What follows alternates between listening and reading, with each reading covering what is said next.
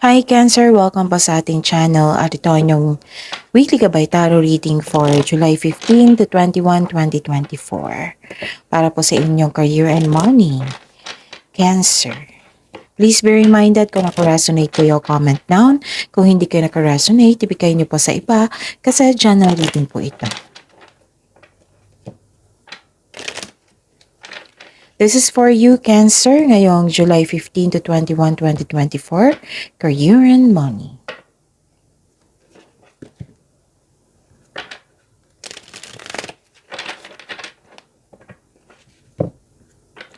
Gamitin ang reading na ito bilang gabay lamang. Please like, subscribe, and click bell button for notification para updated po kayo sa daily tarot reading natin. Maraming salamat po. May lumabas dyan sa screen nyo ngayon. Kung gusto nyo magpa-personal reading, nakafocus mo sa career and money, love reading, or general. Follow instruction.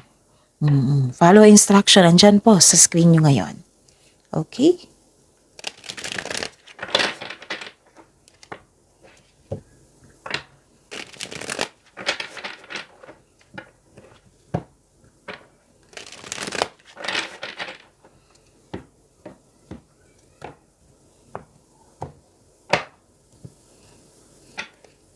Spirits Guide, mga ganap po sa career and money ni Cancer. Ngayong July 15 to 21, 2024. I need 3 cards po.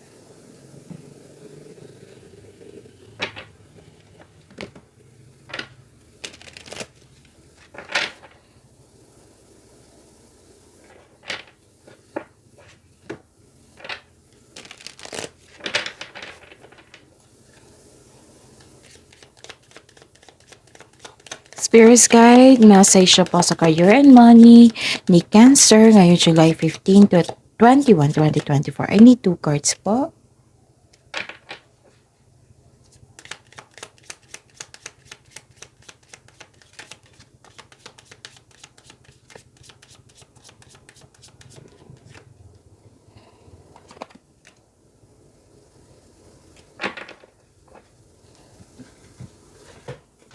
Okay. Cancer. Cancer pala. So, this is July 15 to 21, 2024. Sa career and money nyo, Cancer. May nakita kong end of cycle dito. Oo. Pwede din ano to ha. Ending with new beginning. This is closure. Pwede. May concern sa matigas ang ulo. Ayaw makipag... matigas ang ulo at sobrang stricto. Ganun. And nakita ko dito yung pag-let go mo, nagkaroon ng hardship, nagkaroon ng transformation. Basta may ending with new beginning, tapos may matigas ang ulo, na ang siyang dahilan na na-stress kayo. Ganon. Tapos may cut off of communication dito ha. May nakita ko dito, parang may nagkaroon kayo ng argument nung nakaraang araw, tapos ngayon hindi na kayo nagkibuan. Oo. Pwede din sweldo nyo ngayon or harvest time, may natanggap kayo ng dahil sa inyong sipak at syaga. And wow, so this is, dalawang card nagsabi dito na may pagbabago talaga. Oo, nakatanggap po kayo ng good news. Kasi may nakita kong promotion dito. Actually, dalawang card nagsabi dito na may promotion. Promotion na magkakanap. May improvement, promotion ba? Makatanggap kayo ng good news, yung pagbabago. This is change for the better. Okay, pwede din naman naka-receive kayo ng package ngayon kasi may delivery ako nakita dito. Basta may improvement ha, ang ganda. Change for the better. So may, di ba sabi ko sa inyo kanina na may ano tawag dito? na may promotion ako nakita, improvement. So, eto, authority. Take on the role of a leader. So, may offer sa inyo na leadership. And everyone will respect you. Everyone will respect you. Be self-confident. So, be confident. Okay? And, ilang beses na lumabas dito, 3 card na nagsabi dito na may new beginning. You will start a new job and life. Clean sweep over. Hit the reset button. Okay? So, yun. Ilang beses na lumabas. Spirit's Guide. Energy po ni Cancer ngayon July 15 to 21, 2024 sa career and money nila.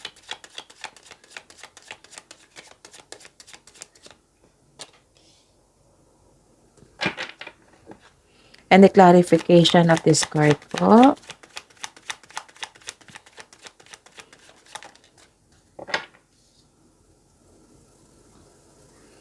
Okay. So, this is daily reminder para hindi kayo maguluhan, malito. So, panoorin niyo po yung last 4 days gabay tarot reading nyo.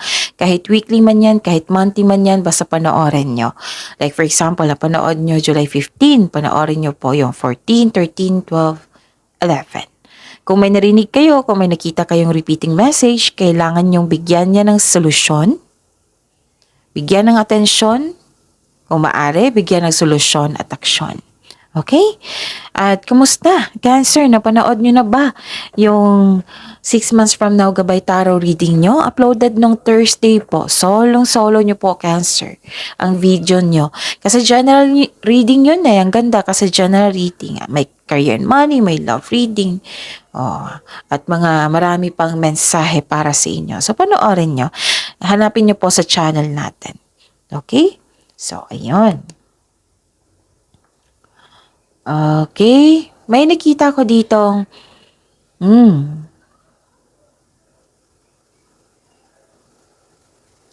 may nakita ko ditong sobra sa trabaho.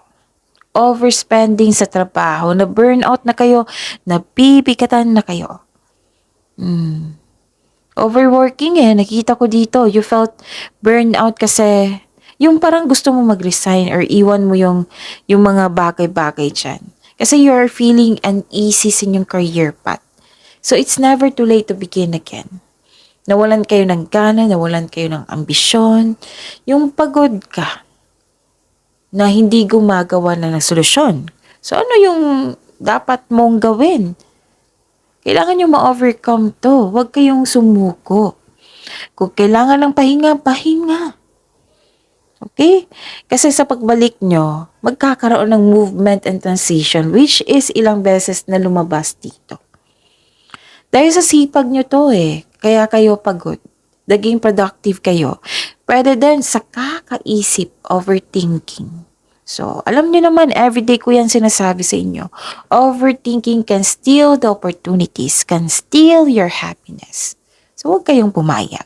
Okay? And nagkaroon kayo ng hesitation para bigyan ng hakbang or aksyon ang iyong matagal mo ng plano.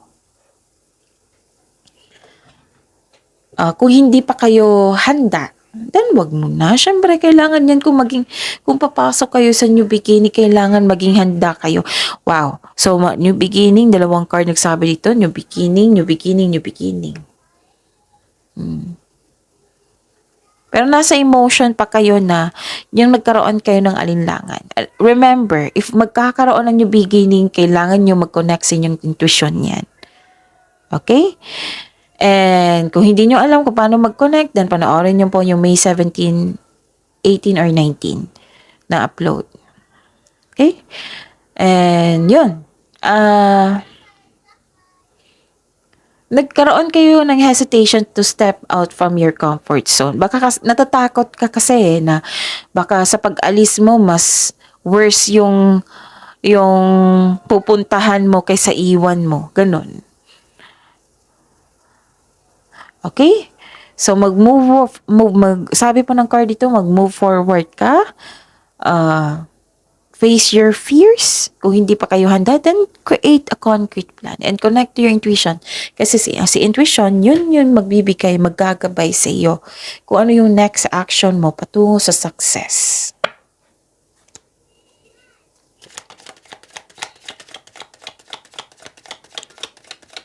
Spirits guide, career and money po.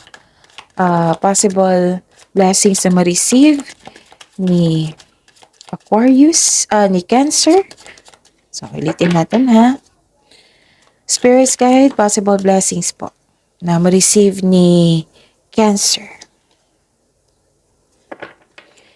And the clarification of this card po, possible blessings na ma-receive.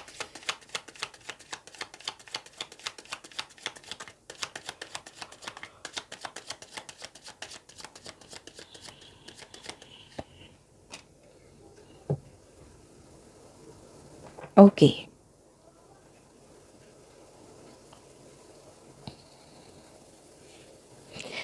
Nakikita ko dito na nagkaroon ang possible blessings na ma-receive nyo is emotional stability.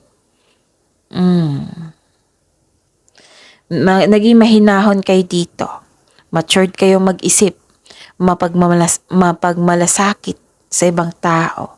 At maaari ring emotional. Pero nagsisat ka ng boundaries guarded ka while being mindful of those around you. Blessed ka kasi stable ang inyong career and money. Nagkaroon din ng emotional intelligence. Marunong ka magbalanse sa inyong emotion. Guarded ka rin at the same time. Okay? Mapagmalasakit kayo, which is very good. You are moving into a relationship role sa work or nakikita nilang magaling ka na leader. Stable ka na sa napiling career at financial stability nakikita ko rin dito. Wow. And ano ito? Okay. Nakikita ko dito na yun nga, dalawang card na po dito. Kailangan nyo ma-overcome to ha. Kasi ang ganda-ganda ng blessing sa inyo. Okay? I know, dahil sa sipag nyo ito, kaya exhausted kayo. Oo, exhausted kayo eh. You are feeling pressured. Tapos huwag kayong mapapekto sa intriga. At mag-ingat din kayo sa taong manloloko. Kasi ito yung silang dahilan na magkakaroon ng blockages. Kung hayaan mo kasi yan, magkakaroon ng blockages, hindi lalapit yung blessings na para sa inyo. Kasi hindi maganda yung energy mo kung may blockages. Yan yung harang na hindi makapasok yung blessings. Kung anong gawin mo, so work for it. Kailangan yung ma-overcome yan. Huwag kayong magpapekto sa intriga, huwag kayong magpapekto sa isang taong manloloko. Huwag nyo hayaan na bibiktima kayo ng taong manloloko. Okay? Tapos tapusin nyo yung trabaho nyo. Tapos mag-vacation leave kayo. Tapos huwag nyo i-pressure. Parang kalaban nyo po yung sarili nyo dito. Huwag kayong ganyan, okay? Kakampi nyo po yung sarili nyo. Okay? Okay. Spirits Guide, challenges na ma-overcome ni Cancer ngayong July 15 to 21, 2024.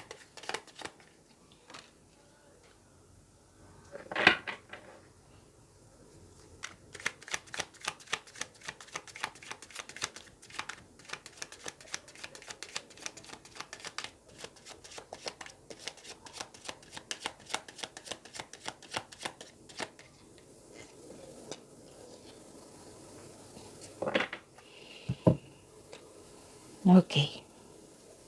So, ano yung challenges? Ma-overcome nyo to, ha? Okay. May lumabas dyan sa screen nyo ngayon. Kung gusto nyo po yan, so follow instruction. Okay. Nakikita ko dito na